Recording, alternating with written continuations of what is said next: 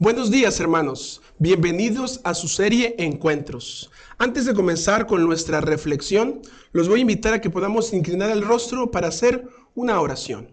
Oremos. Nuestro Dios y Padre, que tu morada esté en los cielos, santificado sea tu nombre. Señor, te damos gracias por poder estar en este lugar a través de diferentes plataformas transmitiendo este tema de encuentros. Queremos invitarte a que puedas estar en cada hogar presente a la hora de estudiar tu palabra. Acompáñanos, que tu Santo Espíritu pueda guiarnos. Todo esto te lo pedimos en el nombre de Cristo Jesús. Amén. Muy bien, hermanos, en esta mañana vamos a estudiar un tema muy interesante y muy importante para cada uno de nosotros. Es un tema, como bien lo hemos mencionado, de un encuentro con Jesús, de una persona que tuvo un encuentro con Él. Y en esta mañana espero que a través de esta historia nos podamos sentir identificados y podamos encontrar ese encuentro. Vamos a ir a la palabra de Dios. Vamos a ir al Evangelio de San Juan, el capítulo número 8, y vamos a comenzar a leer a partir del versículo 1. Vamos a ir entonces al libro de San Juan, capítulo 8, versículo 1. Dice de la siguiente manera: Pero Jesús se fue al monte de los olivos. Por la mañana volvió al templo, y todo el pueblo vino a él, y sentándose les enseñaba. Y aquí aparece este encuentro al que vamos a estudiar en esta mañana. Entonces, los escribas y los fariseos le trajeron una mujer sorprendida en el adulterio y poniéndole en medio, le dijeron. Vamos a detenernos un poquito aquí, hermanos. Vamos a poner un poquito el contexto de lo que estaba pasando. Primeramente, el pasaje de San Juan 8 me dice que Jesús estaba tranquilo, estaba feliz. Él había ido por la mañana, vamos a imaginar que a orar con su Padre, a tener ese encuentro personal con Él. Y después de venir del Monte de los Olivos, Él se está dirigiendo al templo para orar, para enseñar a la gente. Y en esa enseñanza vienen los fariseos. Si recapitulamos un poquito hacia atrás, nos vamos a dar cuenta que ya había un conflicto entre los fariseos y Jesús. Los fariseos querían arrestar a Jesús, pero no tenían pruebas, no tenían cómo poder arrestarlo, y entonces necesitaban un conflicto para poder llegar a él. Y se presentó esta mujer, ese conflicto, esa carnada, pensando ellos, que necesitaban para poder arrestarlo, para poder arrestar a Jesús. Pero no se imaginaban lo que iba a pasar en este lugar, en esa plaza, ahí en el templo. Y sigue diciendo entonces el texto, en el mismo capítulo 8, versículo 4, le dijeron: Maestro, esta mujer ha sido sorprendida en el acto mismo del adulterio. La ley de Moisés nos manda que la apedreemos a tales mujeres. Y viene la pregunta, versículo 5. Tú pues, ¿qué dices? ¿Qué hacemos? ¿Se dan cuenta, hermanos? Veámoslo de este punto. Si Jesús decía, pues hay que matarla, van a decir, oye, ¿y lo que predicas? Lo que estás diciendo, sanando, cuidando el alma, pues no tiene sentido con lo que estás ahora por dar ese decreto. Pero si decía, no, pues no, hay que perdonarla, ¿qué era lo que Jesús estaba haciendo? Predicando. Había un problema allí. ¿Por qué? Porque la ley de Moisés iba a ir en contra de esa ley. Se daban cuenta cómo ellos pensaban que esa carnada estaba puesta, estaba lista. Pero miren, vamos a verlo desde otra perspectiva. Vamos a ir ahora con la mujer. La mujer todos sabemos y hemos estudiado la Biblia y sabemos que esta mujer es María Magdalena. Una mujer que había sufrido mucho, que había ido de hogar en hogar, de hombre entre hombre, tristemente maltratada, usada, despreciada, humillada.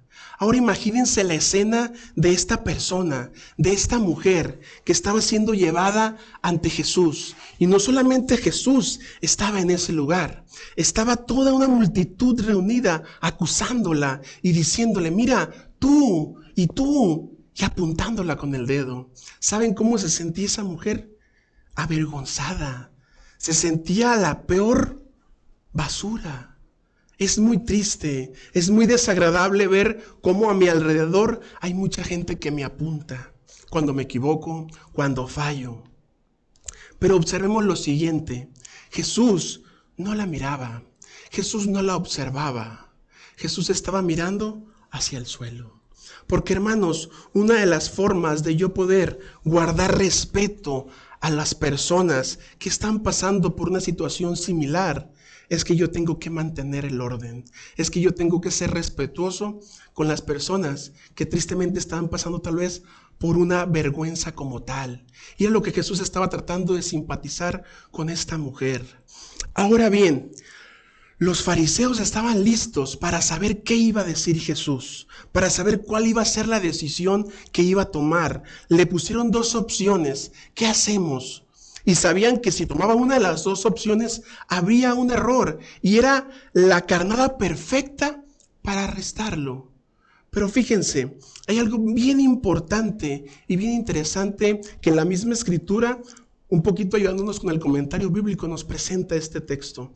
Y nos dice, miren, había dos cosas muy importantes, dos cosas que estaban escapando de ahí de los fariseos, dos puntos que estaban a favor de Jesús. ¿Cuáles eran esos dos puntos?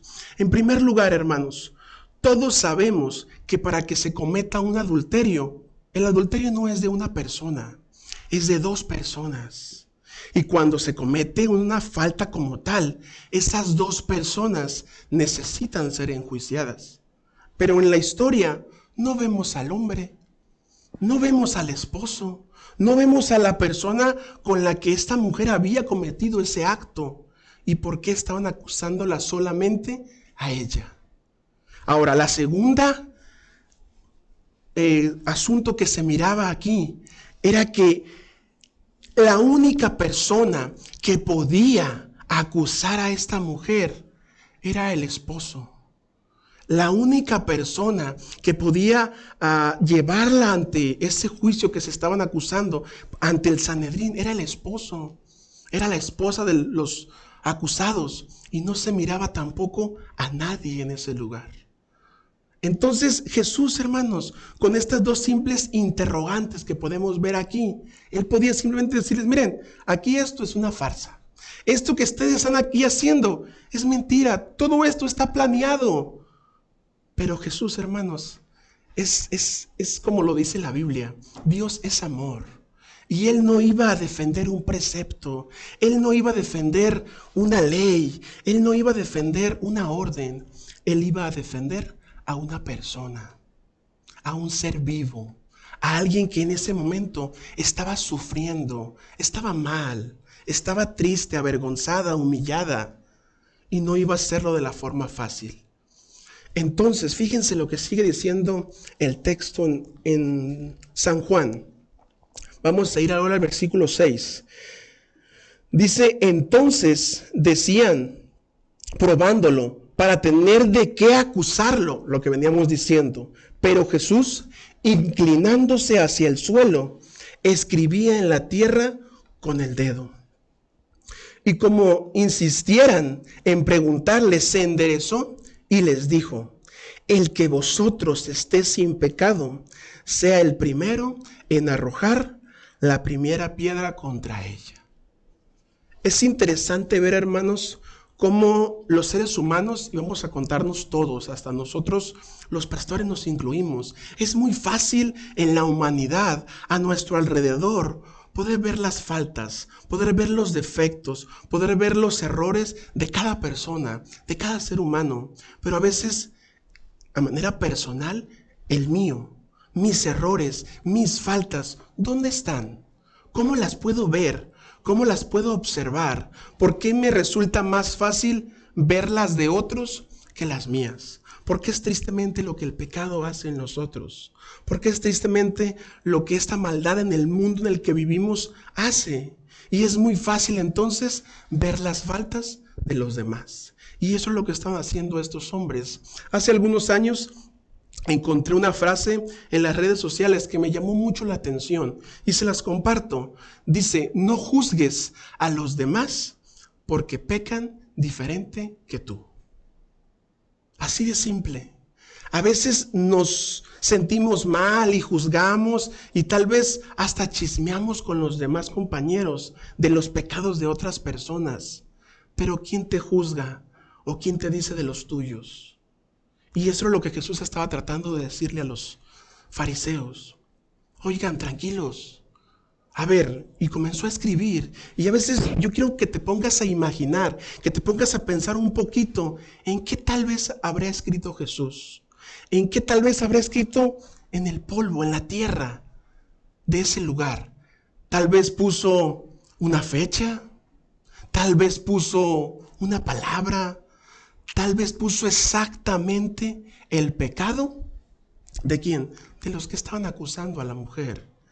Y entonces fíjense lo que dice, versículo número 8, e inclinándose de nuevo hacia el suelo, siguió escribiendo en la tierra. Versículo 9 dice, pero ellos, al oír esto, asustados por su condición, fueron saliendo uno a uno, comenzando desde el más viejo hasta el más joven. Solo quedaron Jesús y la mujer que estaban en medio. Fíjense esta escena y esta parte, hermanos. Sin duda alguna, todo lo que estábamos mirando en esta escena era una trampa que los mismos fariseos habían planeado, habían organizado. Miren, ustedes van, nosotros la encontramos y la llevamos y entonces él va a decidir y ya lo arrestamos. Todo era un plan de ellos. Pero lo que ellos no sabían, lo que ellos no se imaginaban, es que esa trampa, ese plan, iba a servir para darle salvación a María, para darle esperanza, para darle consuelo, para darle fe, fortaleza en ese momento, y para que se encontrara y tuviera un encuentro con Cristo Jesús. Entonces, estaba hecho el plan, estaba hecho todo y se estaba aparentemente todo fluyendo con normalidad como ellos lo habían planeado. Pero llega el punto de tomar esa decisión, de decir, a ver, ¿cuál de las dos decisiones toma Jesús? Pero Jesús no toma ninguna de las dos. Él defiende a la mujer, Él defiende a la persona, como te defiende a ti y a mí cada día. Cuando nos equivocamos, cuando fallamos, cuando intentamos cada día encontrarnos con Él. Y a veces en el mundo en el que nos encontramos, de altibajos, de bipolaridad, de cosas que nos pasan, de problemas, dificultades que suceden, nos equivocamos y nos alejamos de Jesús. Él nos busca y desea encontrarse con nosotros. Y entonces, ¿qué sucede?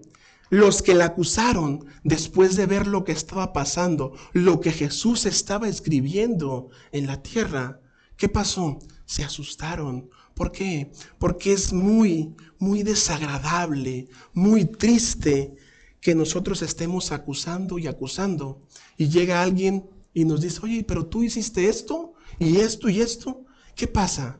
A veces, como decimos la frase coloquial, a veces la cara se nos cae de vergüenza. ¿Por qué? Porque llega la verdad.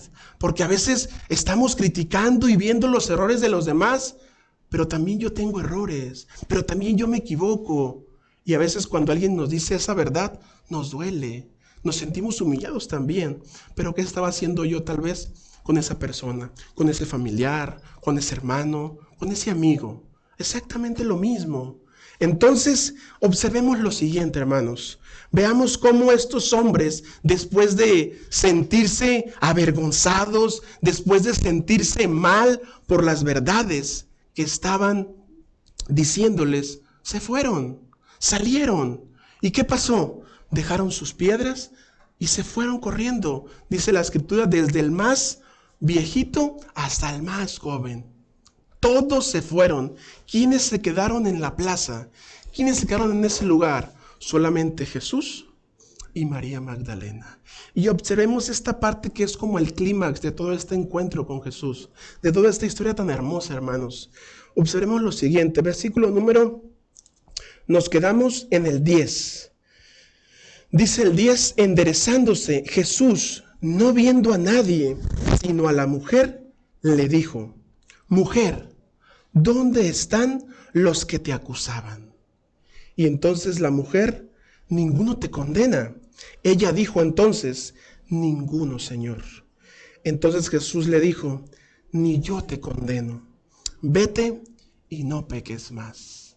Esto es algo maravilloso, hermanos. Cómo esta mujer que al principio de este encuentro, de este suceso, acontecimiento, estaba en el suelo, tal vez mal vestida, avergonzada, con frío, confundida por todo lo que estaba pasando. En el desenlace de esta historia, al final, nos presenta a otra mujer. A una mujer que entendía, que sabía, que se sentía perdonada, que se sentía con una nueva oportunidad, con una esperanza en Cristo Jesús. Y veamos lo del siguiente punto.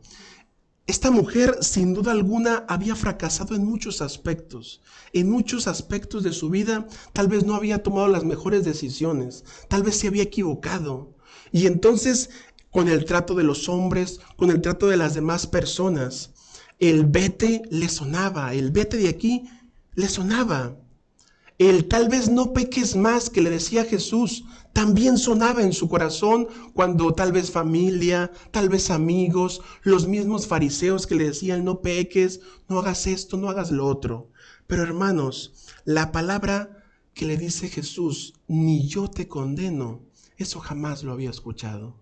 Eso nunca nadie se lo había dicho, porque por primera vez en su vida estaba con alguien que no la codiciaba, que no la juzgaba, que la entendía, que comprendía su situación y que deseaba ayudarla y darle otra oportunidad.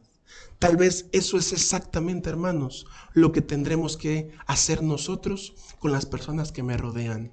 No juzgarlas, no criticarlas, no buscar lo malo de ellas, sino lo bueno. Y eso, hermanos, lo vamos a encontrar solamente si nos encontramos con Cristo Jesús. Si tenemos esa reunión especial cada día con Cristo Jesús. Y para ello necesito encontrar ese horario, ese día constante para que mi relación y mi encuentro con Dios sea más estrecho, más sincero, y que al yo tener este encuentro con Él, pueda ser esa luz que Él desea que yo sea. Pueda ser ese hombre, esa mujer que Él desea que yo pueda ser bajo su voluntad y sus cuidados. Ahora fíjense lo siguiente, esa mujer, hermanos, al principio de la historia llegó, yo creo que a empujones, arrastrándola, y ahora, después de que Jesús le dice estas palabras, yo creo que se va feliz, yo creo que se va contenta, muy feliz de poder tener esta oportunidad, de poder salir de esa vergüenza a una nueva esperanza, a una nueva oportunidad en su vida.